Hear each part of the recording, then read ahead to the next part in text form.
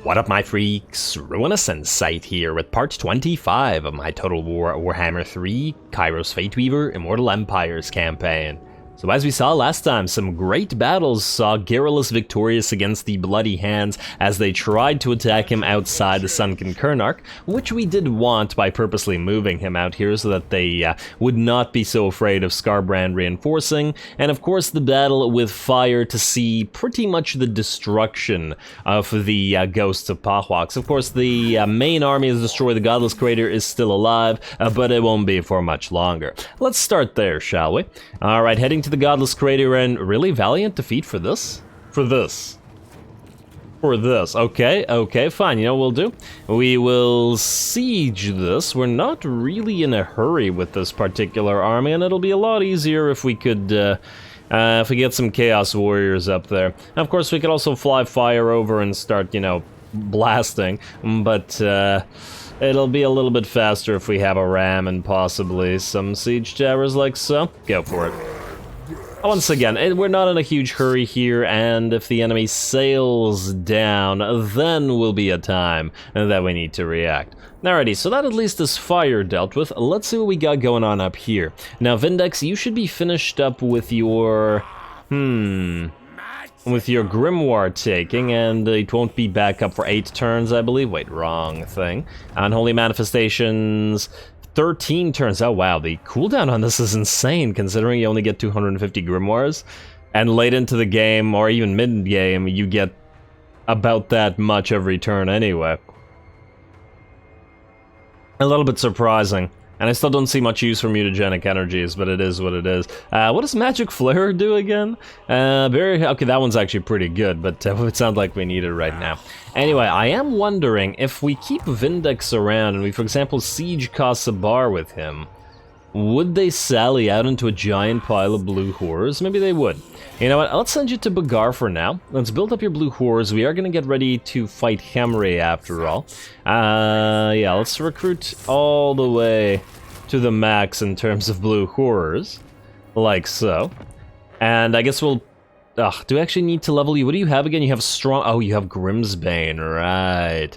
Yeah, see, because he has Grimsbane, we're probably going to keep him around. The only thing is, we don't exactly know whether we're gonna go for Accursed Horrors, do we?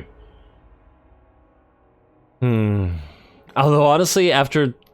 I mean, no, it's for melee infantry. We should really make use of an army that, you know, benefits from that. Accursed Horrors does give a little bit of extra barrier to blue or to Chaos Warriors, but otherwise they're mostly buffed by Myriad Servants, which frankly isn't that much of a buff anyway. You know, I'll have to think about that one. It is only melee infantry. It does slightly buff the Horrors as well. I mean, we could have an all-Horrors army, it's just... I mean, maybe. Maybe, I'll think about it. It may not be super useful for them, but it would give them enough power to fight in melee a little bit more. And it's not like we really care about losses in terms of blue horrors. And just fill this up with even more iridescent and pink horrors as well. And it's not like we have that sort of army. Anyway, let's continue doing our other stuff. First of all, Kairos and Iber.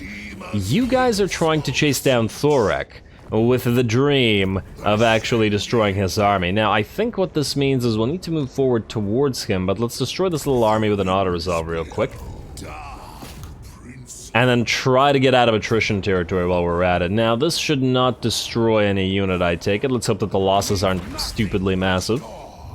And 142 losses to... Oh, wow, Iber. Yeah, you need to heal up, because the attrition's gonna kill you otherwise. Oh, we got a Gambler's Armor out of it, though, so that ain't bad. And all of this is trash, so let's just heal very, very slightly. Okie dokie, that enemy has been destroyed. Gambler's Armor is here now. You. Is there a non-attrition territory you can move to? Yes. Agrul Migdal will not give you attrition. In the alternative, you could go into Encamp Stance right here. Nah, you know, let's go into Encamp Stance. Alright, Disc of Tzeentch for Jaeger as well, which is great for Jaeger. Now, Kairos. Where can you go where there isn't attrition? Actually, right here doesn't appear to be any. And... right there, I guess, on the road. Alright, go there, and start moving towards Thorek. I expect he'll run, but if he doesn't, we could always attack Gorgazan as well while we're right here. As long as we're not suffering attrition, it's not a big deal, even if Kairos' army is a little bit hurt. I am curious to see what Thoric will do, and I would still like to get the defeat rate on Iber over Kairos on him, mostly because it would benefit the infantry a little bit more than Kairos' more ranged, focused army. And now, Garrulus. Last is you, my friend. Try to go for Clubba Wolferda here, and he will draw everybody out, which is great. Now, does this need to be a cinematic battle? I feel like it doesn't, mostly because we've already defeated much tougher fight than this. Let's just fight this manually real quick. I'm sure there will be better battles a little bit later in the episode. At least, there will be ones that we can try to look for. I mean, this is mostly just the remnants of forces that Garrulus just defeated anyway. I probably could have applied his skill points to this, though, to be perfectly honest, but a little bit late, unfortunately. He should have Chaos Vanguard for the Forsaken anyway. Also, we do still need to get some ringers in here, because, yeah, the larger units are still quite the problem. Now, let's blob you guys up like this. Let's see, like this. Maybe use this to our advantage. I expect that the enemy will try to run away, but we'll see. Like so. And then like so. And just a massive blob. They don't have a caster with the exception of that giant river troll hag. But that shouldn't be a big deal. Then we'll use our range units to dish out the damage while our Chaos Spawn buff up the line. Essentially, you two can join the fray. Actually, you can be separate and move in there and annoy the enemy. You can be group 2. You can be group 3, though I doubt we'll use you. All of you can go guard mode and turn off skirmish mode as well. Alright, here we go. And we're gonna start moving. Okay, you know what? Let's group everybody up like this. And oh wow, she overcast her Spirit Leech. And I know that it's overcast because there's no way regular Spirit Leech reaches us from that distance. Well, that's great for the River Troll Hag. This will speed this up a little bit as I feel like this is kind of a waste of time. And like, oh, actually moving forward. Okay, well that's cute. You guys set up like this then. And what are you doing? We told him to use his fireball on this unit of trolls. He's just flying around like an idiot. Okay, like so. And get ready to Gaze of Fate those trolls, please. Thank you. And Gaze of Fate them, and then all pink horrors kill the trolls. Let's blue fires of Tzeentch on. I'll do it to the trolls as well. And then pink fires right there. Alright, perfect. Or at the very least, not so bad. Alrighty, watch out for the rest of this, and charge those pump wagons, please. Ooh, you are getting a little bit beat up. What happened to you? You must have gotten hit by a Spirit Leech. Yeah, we'll have to be careful. You know what? Well, let's get a blue horror spam start on the giant river troll hag, and be careful of everybody else. Pink horror, switch fire to that. Alrighty. It looks more or less good to me. Trolls are now running, and the rest of you should destroy those spider riders very quickly. And then, you know what? All of you switch fire to the river troll hag. And I know, we probably could switch to the archers instead, but frankly, that river troll hag needs to go. We do have another, well, not full stack, but we do have another army of sorts moving. And what the heck are you doing still? He just keeps moving around on the disc like an idiot. I mean, I'm sure I'd do the same, but still, damn. Alrighty, and how are you doing there? Alright, let's just surround and kill that lord. And wow, he still refuses to fire. This is very interesting. I do wonder what's causing this. I remember units behaving like this before. There you go, was that so hard? And we'll just keep annoying that river troll hag then. There you go, and just stay as you are. Alright, how are we doing here? You know what? Target the range units, because clearly the River Troll Hag needs a little bit more work. And let's also debuff the enemy lord with that Torment Blade, because he's taking a while to die. I'm actually surprised that the River Troll Hag hasn't fully routed. I do want to avoid any more hits from that Spirit Leech, though. One more blue fire should cause her to rout, I think. Or not so much. And how are we doing on this side? Looks like the pump wagons are done for, and pink fires switch fire to those horrors once more. I don't know why you guys are in such a weird formation. Blue fires against River Troll Hag. I'm just trying to be careful about taking too much damage here, as we might still have to attack the settlement afterwards. Not sure. All right, fine. One more blue fires, and okay, looks like the Spirit Leech is not on. It's not on our units. Good. Alright, fireball the River Troll Hag as well. There we go, and she's going to die hopefully now, unless all the blue fires miss. Nope, they did not miss, but nor did she die, so I guess I'm conflicted. Alright, we'll have our lords chase them down then, and then where's everybody else? Alright, let's move you guys into formation like so. And then be careful with our lord here. Hopefully the trolls don't turn on him immediately. Oh, nice. He brought down the River Troll Hag. Now bring down the lord, please. And Gaze of Fate on those trolls. Pink fires. Pink horrors, rather. Pink horrors attack him. And I forgot that black orc boss was still there. Ah, there you go, lord. Huh, at least you're useful in that light. Now let's go annoy the main enemy army. Oh, it looks like some of them are going to come up and hit us in the sides, but that's okay. Don't touch the sides. Like so.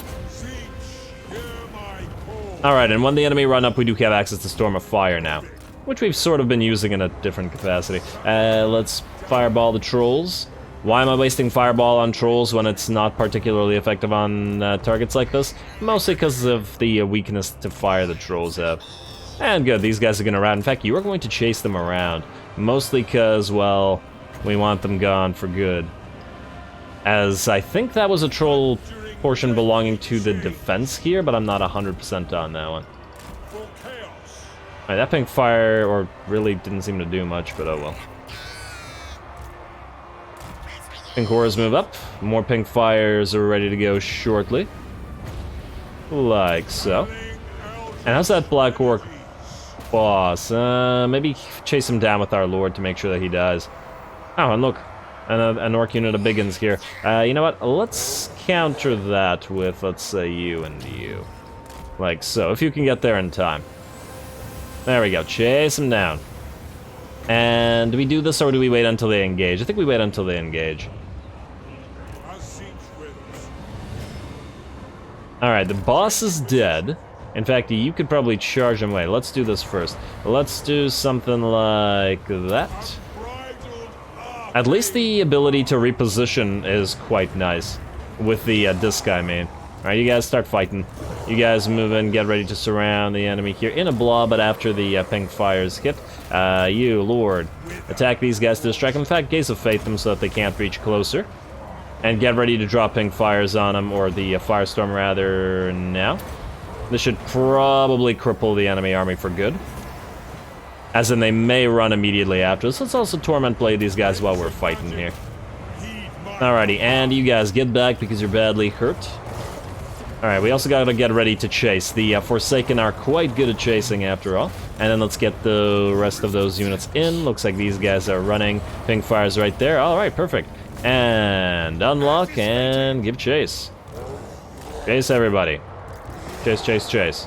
And spell work, and then you good. Actually, you guys can also give chase. And everybody give chase. We need to destroy as much of this as possible. You guys go after this unit, and you guys go after this unit. Is that a Forsaken chasing? Indeed it is. In fact, you guys can run fairly quickly. Don't guard mode. I should turn guard mode off on everybody, in fact. And honestly, I completely forgot about the flyers. I should have used them to give chase as well, my bad. I figure we don't rely on them since they're so weak and are kind of a liability in this situation. There we go, that was a nice pink fire. In fact, don't charge those, keep them together in a formation, because that'll be beneficial to us when we try to chase them down a little bit further.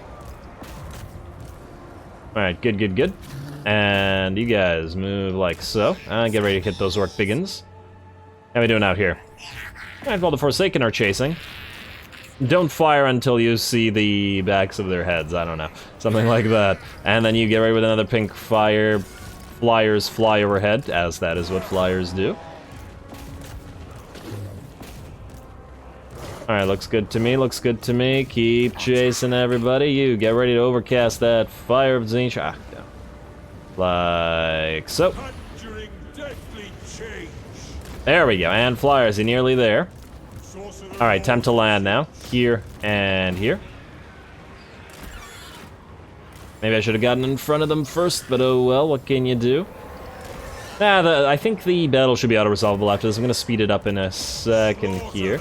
You know what, do that, do the overcast, and probably should have stopped you guys firing. Alright, how are we doing? Alright, these guys are basically dead. Try to charge the remainder of those error boys and stuff if you can. How are we doing? Alright, these guys are dead. Let's speed it up.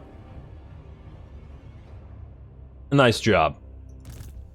Actually took a little bit longer than I thought it was gonna take, to be honest. Alright. But it should be pretty damn effective, as in this army should be pretty much dead, even if it was an absolutely trivial battle. One unit of archers will survive, but probably not enough to do damage to us, hopefully, if we auto-resolve the next battle. Let's find out. We're gonna heal up just in case anyway.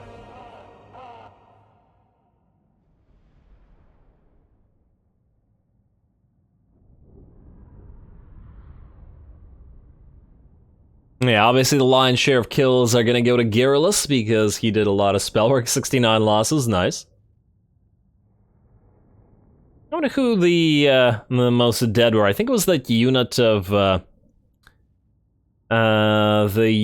of Chaos Warriors, most likely, as they were, after all, taking the brunt of the enemy hits. Plus, they got clipped a little bit by that Firestorm of Tzeentch. Alright, let's heal up, and then let's auto-resolve Galbaraz and take it over for ourselves.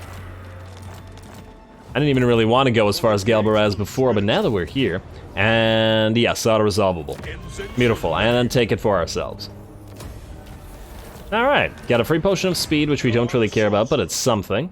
And you can actually keep what you currently have, and even collect your income for a while. There's a lot of corn corruption here, but it should drop. And I do want the Elven colony out of Gronti Mingo, so when we declare war upon the upon Khemri, this will come in handy. This will also, however, mean that we're rather close to the ogres, which will probably start coming for us soon, which is going to be pretty interesting, as our armies aren't particularly adept at dealing with ogres in their current form, as in we may have to modify our armies slightly.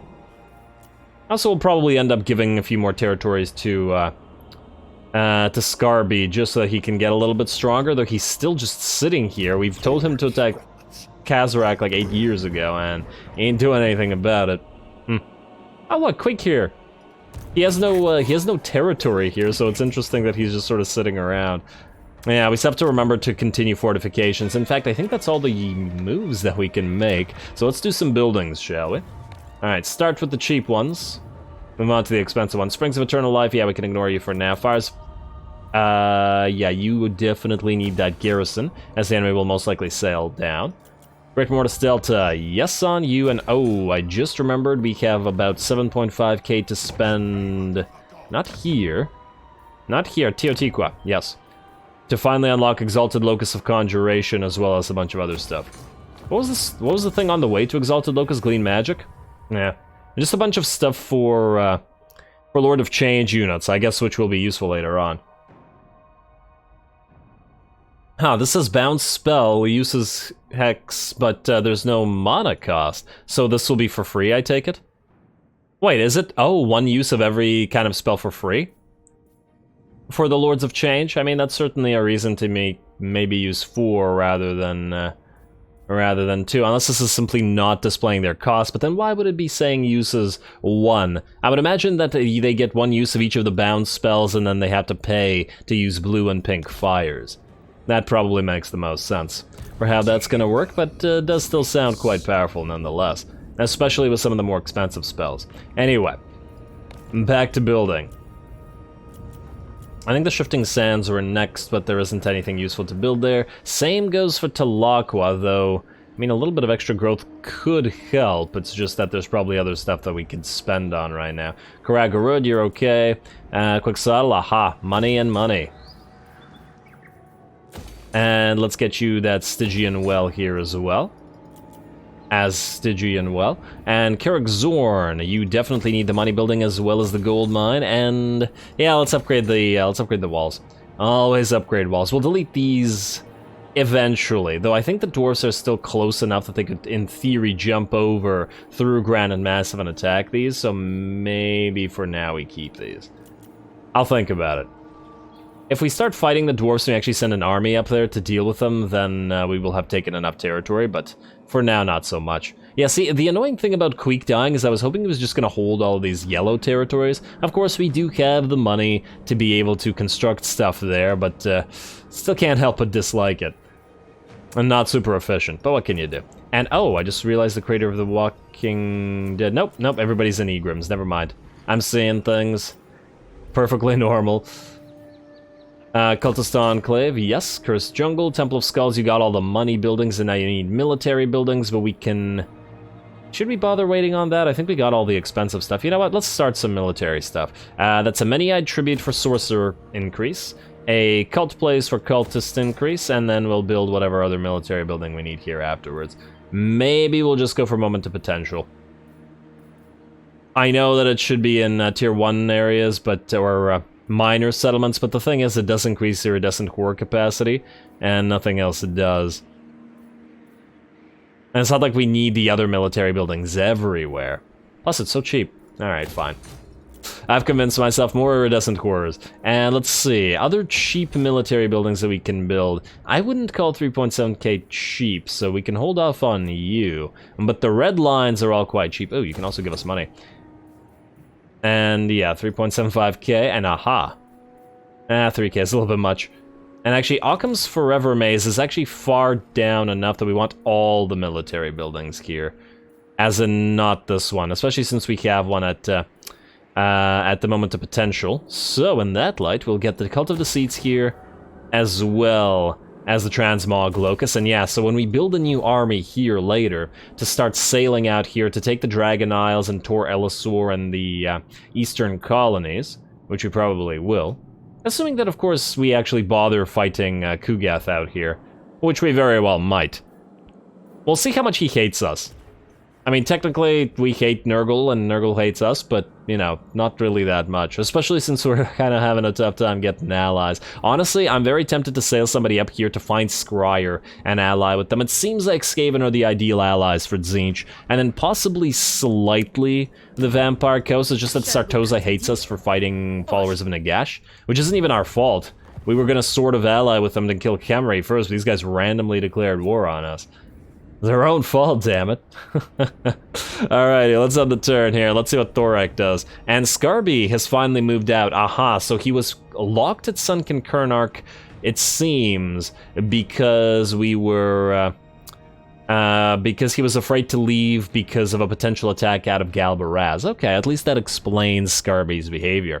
What I really hope doesn't happen is that he goes down here and tried to take Thorak's stuff. Thorak deserves to keep his stuff. Until we can, you know, get his defeat rate on all of our lords, of course. Has already happened. Creeping Death. I don't even know who you are. And you declare war on us. Okay. Okay, Creeping Death. Honestly, more of these factions, a lot of these factions, I should say, declaring war on us isn't actually necessarily a bad thing for us. And Thorak continues running through enemy territory at that. Alright. Technology research, control +2, swell. Kairos, you are not gonna catch Thor... Right at the edge, eh, Thorak? He's living on the edge, guys. You're not at war with these guys, eh? I mean, if Kairos is here, we have two options. We attack Gorgazan, considering it's the one and only territory that they have. Or we keep chasing Thorak. Should probably just destroy these guys. They're allied with Iron Brow's expedition as well. Wow, that's a poor choice of allies in this situation, isn't it? Alrighty, well, I guess we should go after this little army. It's probably going to run. Now, the question is, will it run far enough away from us that we can't reach it and the army? Because we could obviously ambush on top of them, but then we won't be able to reach Gorgazan or move any further. And this isn't moving that far. I do have to wonder. Also, what's in their army? It's probably a bunch of trash. In fact, you know what? Let's see what else we got going for us right now, and then we'll have to inquire as to the rest of that. You, do you want to stay at Galbaraz? Do you want to move up to Gronti Mingle and all this stuff up here? We could probably wait until these guys come down and annoy us. Would actually be really helpful if we forced a war between the ogres and the orcs here, because they'd fall upon each other and their territories are kind of mixed. Especially as usually the Bloody Hands seem to be taking the territories formerly belonging to Carrick Hearn. But we don't have the grimoires to engage in such things right now. Iber, I want you to go right here and into ambush. I know that we're committing a lot of units to try to get this defeat tray, but what can you do? Yeah, you know what? Go here and go into ambush. Although it's probably not even necessary that you go into ambush, but just in case Thorek tries to jump here. Very curious to see what exactly he does. Really wish he didn't have to make us chase him around like this. What can you do? And fire. Let's check upon you for a second. First of all, aha! Inkarzan. You are going to attack... Well, it actually seems like you're going to directly attack fire, which is fine. Still Valiant defeat, eh? Well, yeah, let's just build at least one Tzeentch battering ram and then we'll attack afterwards. Or not battering ram, the towers rather, or maybe two, depending on how long it takes this guy to get to us. Get our beaky towers there. And just out of curiosity, aha, Mount Atkal and Neverending Chasm. We do want to watch out for you. As long as they're moving here, though, it's not a big deal. Let's upgrade Mount Atkal first. Get those walls up and running, hopefully before the enemy comes here. Let's also upgrade stuff over on this side as well. And you probably need to be switched to Egrams. And on top of that, this needs to be switched out to a Dimensional Cascade. In fact, it probably needs to be switched out right now. As if we're going to be building military buildings, there's no purpose in keeping this Chaos Dreadhold here. Yeah, alright. I wish it didn't cost 10k, because it's pretty darn steep. But what can you do? Alrighty. That's that, and Kairos, we're gonna move you to attack in a second. Fire, you can stay where you are. Let's get our tech up and running as well. I believe we were going to go for the Lord Recruitment ranks next, so that would be both the Architects Chosen as well as the Champions of Change, as it will come in handy, no doubt about it. And then, Land of the Dead, nothing here as well, though we will shortly be able to collect income here. It ain't worth it right now, because it's basically nothing. Great Mortis Delta, you're fine. Keep building for another 17 turns. Dervishes Sudenburg, yes, walls up and running. And... yeah, keep this as it is for now. Shifting Sands, good. Ah, money, yes. Money, good. More money, better. And I think that's it, in both terms of money and what we can afford right now. So in that light, Kairos, go after Sir John Tyrweld here. Now, who are you at war with? The followers of Nagash and Bloody Hands, both of whom we are also at war with, so that doesn't matter. Kairos, attack. Yeah, draw the Exiles and draw the Ironbrow's Expedition. You're gonna run. But how far will you run? Ah, too far. Okay, well, if he's gonna run that far, we're not gonna go after Thorek. We're gonna take Gorgazan, which will allow us to heal, and will allow Iber to heal as well. And I'm hoping with this army damage, Thorek might not be so afraid of us and maybe attack us here, although I highly doubt it. Hey, free Shield of Talos at least. Where are you gonna run, Thorek? Where are you gonna run? I have a suspicion that he's gonna go into... underway stance, but I have no idea where he's gonna go from here. And honestly, if we get an interception at this point, I'd be glad of it, just so we don't have to deal with him. Though we are still taking territory. It's just still kind of annoying. Garrulus. You know what, stay here at Galbaraz, rather, for now, until it is ready to defend itself, more or less. But then, as fast as you can, go up to Dragonhorn Mines and start annoying the orcs before they build too many full stacks and you have to, you know, face off against something that you have a difficult time against. I am kind of tempted to do something else with your army. I mean, maybe get you a couple more spawn. We're not going to do that right now, but... just that you have a little bit of an easier time. The Chaos Furies could also be replaced with something. Ideally something that would help in anti-large situations, but honestly Tzeentch doesn't have that much anti-large. We're probably better off getting either Burning Chariots or Exalted Flamers to fulfill that role. Doom Knights are okay in anti-large, even if they are anti-infantry. But they're also very fragile, so while they dish out damage, they also take damage. It's just that they're pretty okay at surrounding larger units. And it also depends on which larger units, because some of them rip them apart. Anyway, I guess that's another end turn for us. Skip the rest of that and assign skill points, building upgrades, etc, etc. Let's also double check on how much changing of the ways we got. 4 turns until Transfer Settlement is ready to go. And we're currently revealing the Bloody Hands as well as the Cult of Sotek. Oh. Bloody Hands need to be both revealed and Faction Intention next turn. Yeah, that's fine. That is fine. Also wins a Magic Manipulation. Aha! Jungles of the Gods, you have dropped, and I don't appreciate it. Everything else I think is fine. Yeah, looks good to me. In fact, maybe we should max this one out so that we keep getting as much mana as possible.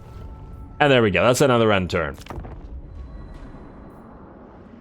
Alright, Disciples, I should have put the camera on Thorek just to see where he'd run. And we're getting very close to the point where we can switch all of our commandments straight to Grimoire Gathering. Our research is getting very nearly to complete, and once it is, we'll increase our Grimoire by about 50%, which would be great. And you're gonna suicide, but that's fine. Kill the garrison, who cares? Replenish a little bit. And it looks like Thorek did not indeed go for us. But where did he go? Alright, to... up here. I have absolutely no clue. Rite of Awakening performed, ambush foiled for Iber, faction destroyed Knights of Irigo, and hey, the great game Tzeentch is ascendant. Lovely. This will mean that Vindex could move into Kasabar and... I suppose use his thing. There may be other situations where we could, for example, we could send Garrulus out to Orky territory and do so, but he might then get attacked by a bunch of armies. And as we saw, it'll be a bit of a toughie for him if he does.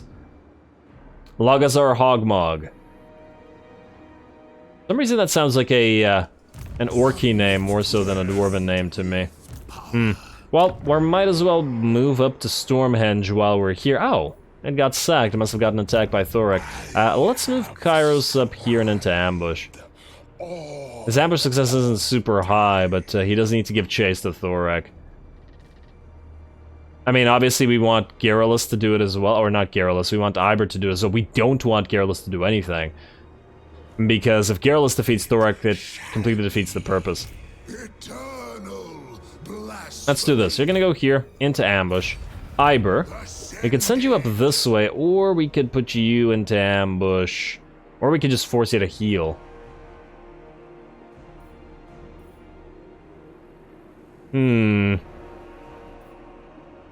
Man, so much effort just to get this guy, but we're still waiting on the transfer settlement, which is why I'm doing this in the first. Well, one of the reasons why I'm doing this. If we were at war with the Khemri right now, I wouldn't bother wasting the time like this with regards to our armies chasing.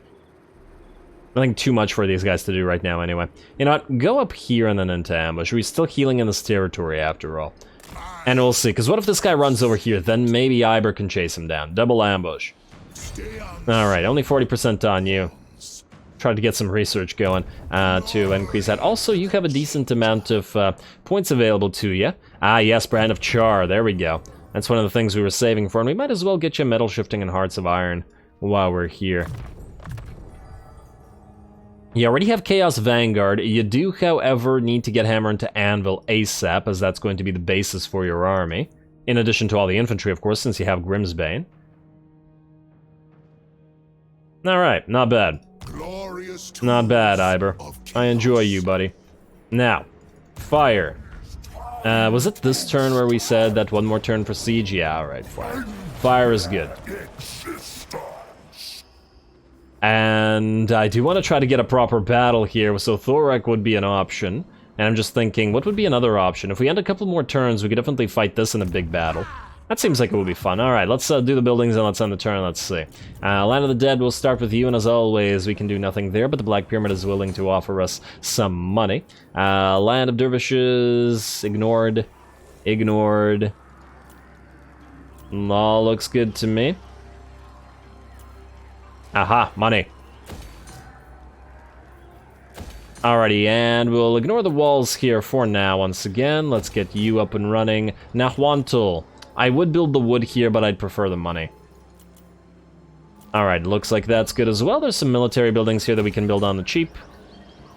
Alrighty, and money, and 4K is a little bit steep, but the money ain't so steep, so let's go with that. Also, you are about to be level 5, which means we can switch off the growth buildings and upgrade you to max. Beautiful. Alright, jungles. This is cheap, so we shall build it. Temple Avenue of Gold, 6K on these. I also don't want to lose Temple Avenue of Gold, so that's certainly something to invest in shortly. But I guess for now it's another military building. We have the 2 main ones, and I guess that means another one of these. And I know that we already have one here, but well, as long as we have lots of military buildings somewhere up here, we need sufficient military buildings to construct an army pretty much no matter where we're at. See, at the Temple of Skulls we're already doing this with the Flicker of Potential.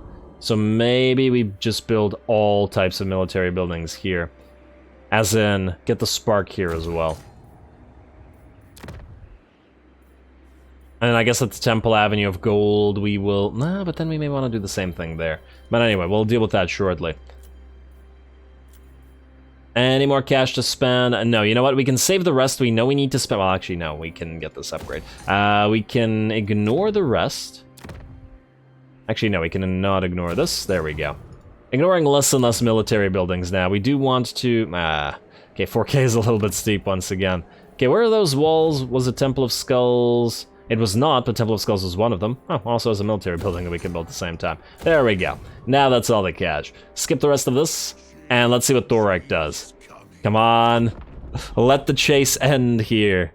Alright, and Skarbrand's moving to Kerag Asgal. And then once we're starting to fight with the Karazakarak dwarves, it looks like we'll be putting Skarby on the front lines there. We'll see how effective he is. Of course, I don't really care about... ooh! Thorek! You, my friend, have taken Stormhenge. Okay, perfect. Wait. We may be able to get Iber in on this, depending on if Thorek tries to sally out or is willing to get sieged. This would be ideal. Alrighty, and he... Why are you taking a look at Garrulus? What happened with Garrulus? Oh, no. Garrulus, you are probably never going to evolve. I'm just gonna go not yet worthy for now, but I doubt it. Oh, Aquila the Reckoner got wounded. Oh, that ain't so great. I should have attacked earlier. Well, damn. Oh, game. The Age of Rage. It's the Age of Rage, and yet the great game is Tzeentch Ascendant. You know what I should have done? While we were sieging this, I should have just used the Unholy Manifestation on this instead, if we were gonna just sit there. Ah, poor Aquila. Although, was Aquila the one that we wanted to delete, or was it the other guy? No, I think this guy was the one we wanted to delete. Aquila might have had the beneficial buff. Damn. Well, that's a shame. You can have Infernal Gateway, though. And possibly Tzeentch's Firestorm. What do you have again? You have neither one. But you need to get a Cursed Horrors. Potentially. Although you are using a lot of Chaos Warriors as well, but I don't really want to waste the points on that. You know what? Gaze of Fate, Accursed Horrors, and 4 points in here to get to Prismatic Plurality. And let's get Treason of Tzeentch. And let's get Prismatic Plurality. Like so, and then at the same time you can get Infernal Gateway, which would be fairly useful against the lizards, especially if they blob up around you. Now you're gonna attack in a second, but Thorek is more important right now, so let's deal with him first. Let's also get the Champions of Change at the same time. Quickly running out of research, as I've said, which is lovely. Then, before I forget, let's go Changing of the Ways. And I believe it would have been the Bloody Hands now. Again, I mean. And we'll have to do the Cult of Sotek afterwards. Alright, Bloody Hands, reveal faction intentions, and reveal Shroud. And we only have Shroud revealed on Karazakarak right now. Is there anybody we also want a Shroud reveal? You know what? Let's keep it up on the followers in the Gash as well. And aha, yeah, they've got armies there, but it looks like none of them are coming for us, so we're okay. And just keep saving up for transferring one of Khemri's tier 5 settlements. Alrighty, Kairos. Now, this is what you're doing, buddy. Since Thorek made a... he done goofed here, we're gonna siege Stormhenge and encircle it. Then, you... Wait, Jarl. Oh, whoops, I clicked on the wrong thing. Iber. We want you to approach this. And next turn, we want you to be the one to attack this rather than Kairos, which will get you the buff. Then we'll send Kairos off to somewhere up here or possibly down to Khemri. And then Iber can go finish off Ogrul Migdal. Although, there's also the potential of just sacking Ogrul Migdal and then sending Kairos back to get Thorek's defeat rate once Thorek's back up and running, presuming that he doesn't actually run away. That's another option, and it's definitely something to consider. Alrighty, but now in the meantime, this is not the main thing. Now let's have one cinematic battle at least this episode, so it'll be the siege of the Godless Crater and the destruction of the Ghost of Pahwaks, though we are one iridescent horror short. It's all good. This looks perfectly doable, especially since we do have 2 Tzeentch siege towers, although I do want to double check whether they have a wall upgrade. Ooh. They haven't reached the tier 4 Holy Stella and Arcane Bolt upgrade, fortunately, but they could have. And that means they have the tier 3, which I'm not entirely sure what the type of attacks are, but we do have to be wary of them, just in case. Let's get to it.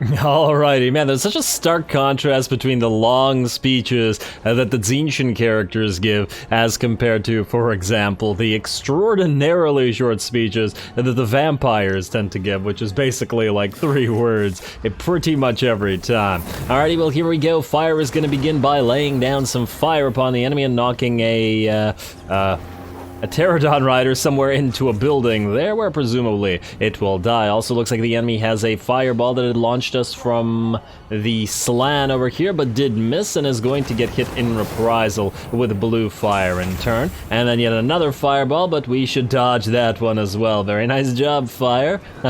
Fire knows the way of fire after all, hence all the dodging the fireballs. Although they probably shouldn't hurt him as much, but he still doesn't have the any fire resistance, which once again I feel like Tzeentchian characters should have, and oh, that one unfortunately did clip his leg. Oh well. Well, this duel is going to be going on for a while, and it looks like despite the fact that we decided to build those towers, the enemy did not even bother putting anything on the walls. Watch a tower get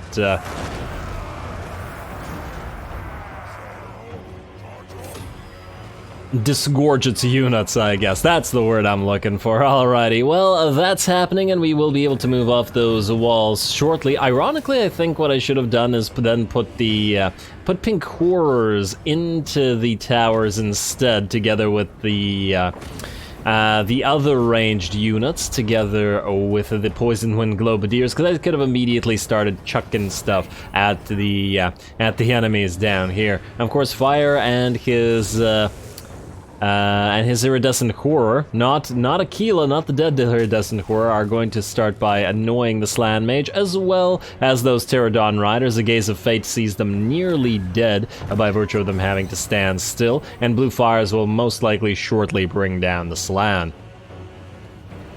Especially if you can actually hit the Slan instead of wasting your time with the regular Saurus. And let's see, Slan is at about 25% HP, maybe a tiny bit lower, but it's going really decent. Otherwise, we've also moved in our fast movers who have broken through the gates and are going to try to capture some points as long as the enemy doesn't hold there, though it does still have a fair few units around the interior portion of the settlement, which may make it difficult to capture points, but we shall see.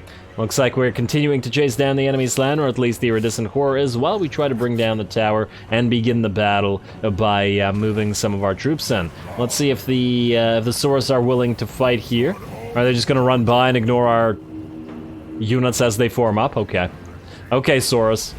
Just ignore them completely. What the heck? Oh, they were trying to throw javelins at fire and like 90% of them missed, I guess. He's not even moving, guys. What are you doing? What the heck is that? What is this accuracy?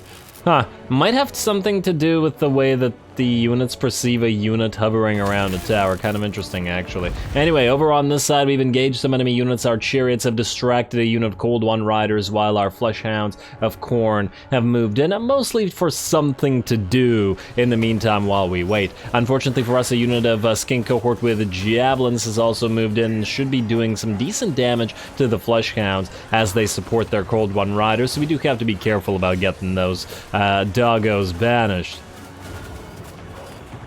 Javelin cohorts can do surprisingly decent damage, especially against relatively fragile units, so we're going to move these doggos out. They are at half HP, though the model loss isn't too bad. And the same with the chariots shortly. They can distract the Cold One Riders while the doggos make their escape. In the meantime, it looks like the enemy Slann must have died somewhere. I don't see the chair, but oh, there it is. There's the chair. Alrighty. Well, there wasn't really anything much to see there. This is finally happening, as in the enemy have engaged some Chaos Warriors, both with their Saurus, as well as a single large entity unit, a Stegodon, a Feral Stegodon at that. Alright, so we'll watch those guys, and at the same time we've got some ranged units moving up on top of the walls, which means anti-large support from those Poison Wind Globadiers. For some reason they decided to get off the walls and start attacking, but we'll get them back up there shortly. Do have to always be careful with those Poison Wind Globadiers, as they will kill your own units so quickly if you let them. Gonna pop a Gaze of Fate onto the... Huh. Did you just move with Gaze of Fate on you? Melee attack minus 40 can't move. I do wonder. Does Gaze of Fate actually prevent the animations that launch things forward, like charge sort of animations? You know how like Tomb Scorpions, when they're in melee, they jump around the battlefield in this really annoying way, which actually makes them really quite useful for annoying infantry? I do wonder, does Gaze of Fate actually stop that, or are they continually able to annoy people that way? We'll see. Anyway, it looks like the Feral Steg is in Rampage, but is also wavering and is just about done. There we go, it's broken. We've also moved one of our units away from the fray, and that is this unit of Chaos Warriors of Tzeentch with Halberds. They've lost about 50% of their units, and not, I think, so much to the Saurus as to stray shots from our own Poison Wind Globadiers. I love the unit, but once again, you really gotta be careful with it. Also, let's try to bring down that Steg with fire, and a little bit of extra support with our anti-large here. Oh wow, he can certainly knock back a Steg, that's kind of nice. I didn't think he'd have the mass, because it looks like the Steg would have way bigger mass, but he's clearly doing work, and down goes the Steg. It won't be coming back. Alrighty, let's check back on what else is going on here. The rest of our units are slowly moving in, although, man, is it so difficult to get units moving through actual gates rather than just stay outside. They just really just don't want to go through gates, do they? I ordered repeatedly units to go through here, and they all try to go through the towers instead. And I'm willing to bet if they couldn't go through those towers, they would have tried to climb. Anyway, looks like some more Saurus are going to finally join the fray here. And really hard to get the AI to actually engage in some combat. And they're going to get hit both with Pink Fires and the Poison Wind Globadiers, plus they smash right into those Chaos Warriors of Tzeentch with sword and shield. So they should be out of here shortly, in fact right now.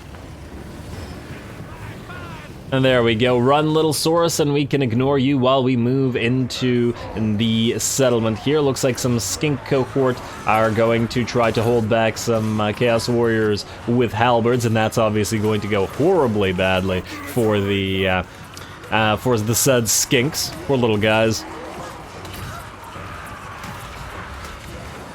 Ah, ghosts of Pahwaks. You are finally about to die. Really, they should be careful. They should consider the power of names, and in naming themselves the Ghost of Pahwaks, they always ran the risk of becoming ghosts for good. Or for real, or whatever. Alrighty, looks like that skink cohort is just about done, and we can break through that barricade afterwards. We're also moving the main force in, though the enemy is still kind of disinclined to join battle. It's keeping back a lot of its forces for whatever reason. 1, 2, 3, 4, 5 full units of Saurus at, well, as full HP as the enemy has, which is 75%, and a couple more units here, including a regiment of renown, red-crested skinks. Oh, plus another full unit of Saurus, which is just outright running away for some reason. Alrighty, come on, AI. Let us turn you into ghosts proper. Time to break through this little barricade. Oh, I like how the Lord of Tzeentch towers over it a little bit. Almost reminds me of the trailer for Age of Reckoning back in the day when the Lord of Tzeentch breaks through the gate. Oh, sort of breaks through the gate. Comes through the gate, let's say.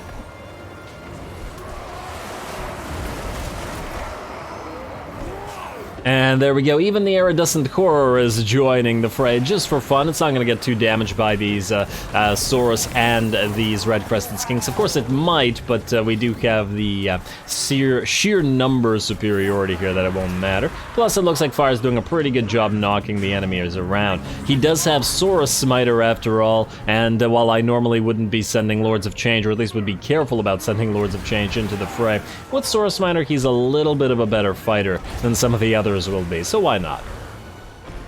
Though his barrier is down, and we also have the Gaze of Fate to help us out and prevent the Saurus from doing too much damage. Looks like said Saurus are just about done, and only the red-crested skinks, the Regiment of Renown, will remain. Over on this side, we also have more units of Saurus that are finally deciding to engage, I think because we're approaching the center, though that isn't the main building, the Victory Plaza.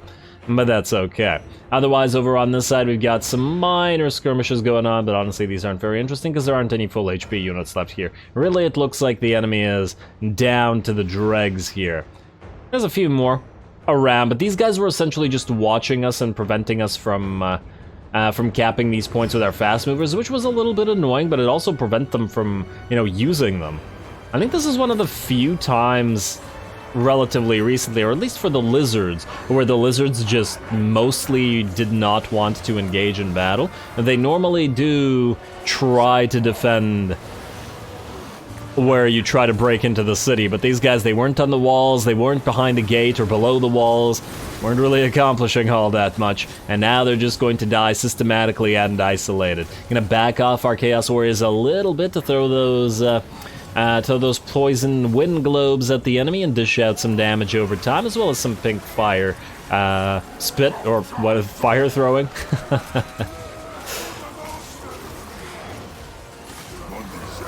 There we go. Mostly I just wanted to avoid as much damage to our own units as possible, and as we can see, they're still getting hit in the back a little bit. I actually told the anti-large, the poison wind globadiers, specifically to target the wall there instead of the enemy unit, for the purpose that any stray shots might hit an enemy unit, especially as enemy units might try to pass through the wall, like any one of the ones out here, rather than being a danger to our own units, because once again you really have to be careful as the Chaos Warriors die too quickly. 2 poison wind globadiers, I mean. Alright, nice little fight between Saurus and halberdiers here, though. There we go. Oh, the animation of the halberds is pretty nice. Although all the spin attacks seem a little bit unnecessary. Flashy, certainly, but that's a good way to get stabbed in the back of the neck.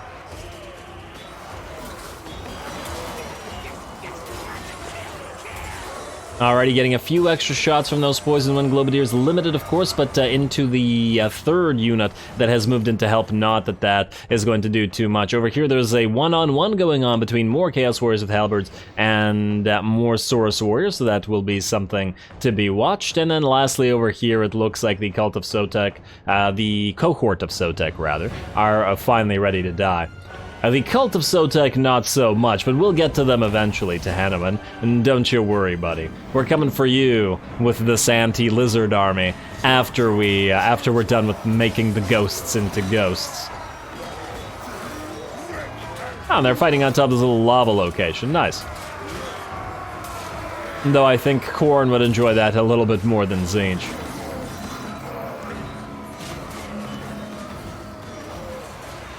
Alrighty, and there we are. Looks like these Saurus are out. Let's see how much damage they did. Not too much, 10 model kills, and I don't know, maybe 15, 20% HP damage, something along those lines. They still did okay, but once again, the liability of the Saurus infantry is that they have no armor piercing and thus limited in the amount of damage they deal. That said, 57 weapon strength as compared to only 34 on the Chaos Warriors. Nearly twice as much, so it would seem that these guys would be a lot more effective than Chaos Warriors would be against the regular infantry, wouldn't they? Like unarmored infantry, because damn, I'm actually shocked that they do twice or nearly twice as much damage. I guess these are halberds, but still, damn. And in fact, halberds should actually have decent weapon strength. Huh. I'm actually surprised. Maybe that's something that the Ghost of Pahwaks are doing. That can't be a base stat, can it? 57? I saw trolls hit for like 120 or something, don't they? That seems high to me. Anyway, we'll check up on that shortly. Anyway, there we go. Decisive victory. Pretty decent, and that should be the death of the ghosts.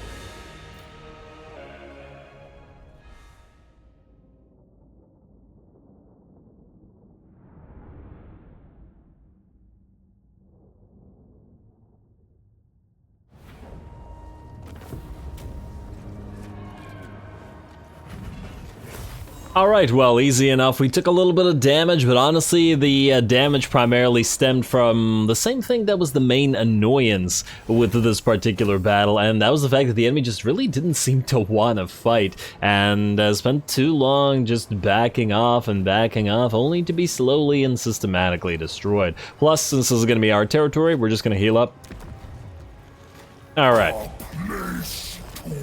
Now we've occupied the place, we got an obsidian lodestone, Ghost of Pahwaks are gone for good, and now I am curious, your intentions have changed. Before you were attacking fire directly, now I can't help but wonder if you're gonna try to go for Mount Adhull instead, because it's a little bit closer. We will march stance here, but that'll probably put you here near to landing, or possibly at landing. Well, honestly, if we lose Mount Adhull, we lose Mount Adhull. It's not going to be a huge deal either way. Now, what we do want to do here is to pop that Egrim's Contrivance algorithm immediately, get those walls up and running, and of course start building the growth building, because of course we'll need growth. We might as well also start collecting the income as well. And yeah, okay. We'll be getting plenty of growth bonus. And speaking of bonuses, you, Land of the Dead, need your mana. Your winds of magic. There we go. Alrighty, well, with that, having found our cinematic battle, I guess this is the time to call this particular episode. Next time we attack Thorak and destroy him for good. I don't know whether we'll bother actually fighting the battle or not, but we shall see. Either way, it'll be Iber taking the battle. If only Thorak was defeated outside, but that's okay. We'll deal with him and then we'll figure out how to move on. We are only 2 turns away from starting the war against Khemri-ish. I mean, technically we could just transfer a settlement without starting the war, but, well, it'll give these guys something to do if they don't go north to fight the Bloody Hands. This is a battle I'm potentially excited about, and I am also excited about starting the war against Khemri as soon as possible, mostly because it's really fun to fight the Tomb Kings. So, stay tuned for all that. Don't forget to leave a like and comment for your friendly neighborhood heretic. All glory to the algorithm. And thanks for watching.